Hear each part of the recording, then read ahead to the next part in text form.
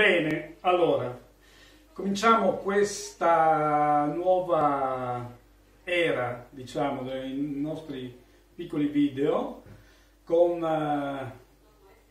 alcuni ritocchi tecnologici. Vedete, abbiamo anche il microfono, quindi l'audio dovrebbe essere migliore e cominciamo con qualcosa di basico.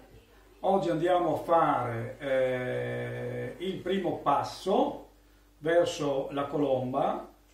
La colomba è un grande lievitato e quindi ha bisogno di lievito naturale per avere una riuscita perfetta, altrimenti si può fare anche con una biga con un lievito di birra. Insomma, se uno non è ferrato in questo argomento può tranquillamente farsi una biga con lievito di birra. Noi andremo a fare il rinfresco quindi del lievito madre e quindi vedremo un'operazione abbastanza semplice, se vogliamo.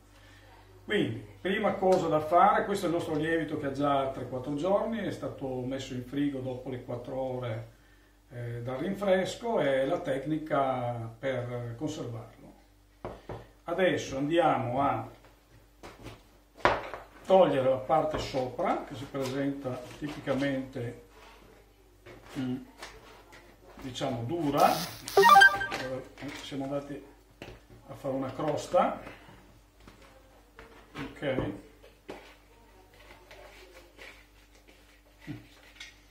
ecco.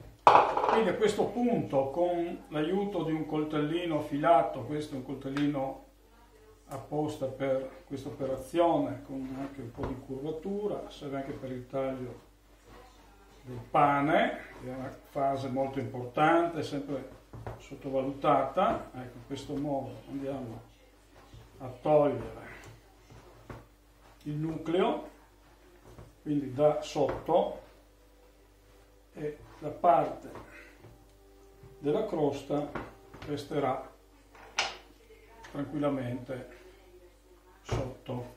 Questa si può buttare oppure si mette a bagno in acqua e si può usare negli impasti normali. Ora prendiamo una porzione di nucleo, noi prenderemo circa 300 grammi, non fate dosi più grandi per l'uso domestico, altrimenti lo scarto diventa eccessivo. Quindi prendiamo sui 300 grammi, sono 322, ecco qui, 300 grammi di pasta madre. Questi vengono adesso reimpastati con altri 300 grammi di farina che io ho già pesato e 150 grammi di acqua non fredda. Allora, vediamo la temperatura dell'acqua.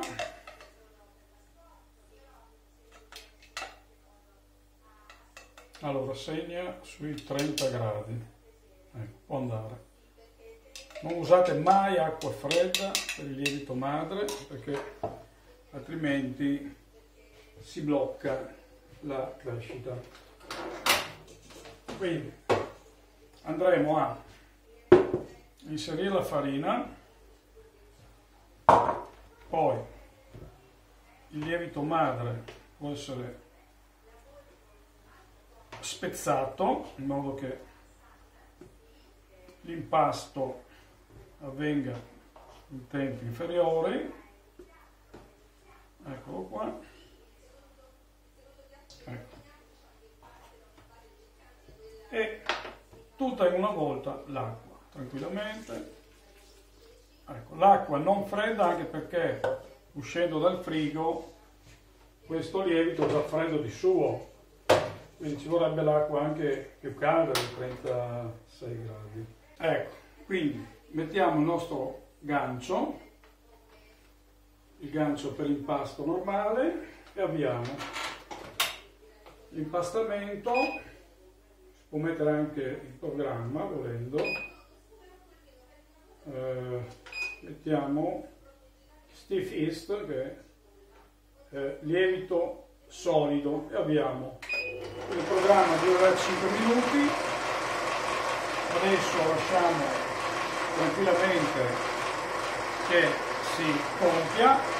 A quel punto il rinfresco è fatto, ci vediamo fra 5 minuti. L'impastamento è finito, tiriamo fuori la palla dall'impastatrice. Impasto al 50%, quindi l'impastatrice resta praticamente pulita, non deve attaccare le mani e si lascia altri 5 minuti a riposare coperta. Questo cosa serve? Serve a prolassare la struttura. Cosa succede? Il glutine adesso ha dei legami elettrostatici che lo rendono molto duro e non si riuscirebbe a fare una palla liscia, quindi si lascia che questi legami elettrostatici che sono di breve durata piano piano scompaiano. Nel giro di 5-10 minuti questo avviene, dopodiché andiamo a fare una pirlatura classica e l'incisione tradizionale a croce. Eccoci qua, allora i 5 minuti sono passati, il glutine si è prolassato, ora è possibile andare a pirlare il nostro impasto, quindi si va semplicemente a fare delle pieghe, così molto tradizionale, dal bordo verso il centro, ecco, e si ottiene la classica palla. Qualcuno a questo punto fa anche la sfogliatura, ovvero si tira con un mattarello o con una macchina sfogliatrice, si pressa bene il lievito madre e poi si ottiene un rotolo, poi verrà inciso e quindi l'apertura sarà più coreografica. Però da prove fatte non ho notato nessuna differenza nella resa del lievito dopo questa operazione. Quindi diciamo è più che altro una tradizione di qualcuno e non ha rilevanze sulla lievitazione futura.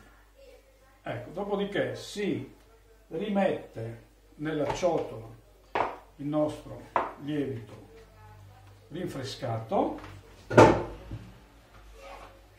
e con l'ausilio di un taglierino si incide a croce, quindi così, questo è il taglierino fatto apposta, dal bordo verso il centro, dopo la prima che viene fatta completa. Eccolo qua. Questo è il primo passo per la lunga marcia dell'umanità verso il comunismo, come diceva Mao Zedong. Vabbè, noi siamo più umili, restiamo più bassi, è il primo passo per un grande lievitato. Può essere panettone, può essere la focaccia veneta, cosiddetta veneziana, oppure, come nel nostro caso, sarà in questa stagione la colomba. Eccoci qua. Un saluto e alla prossima.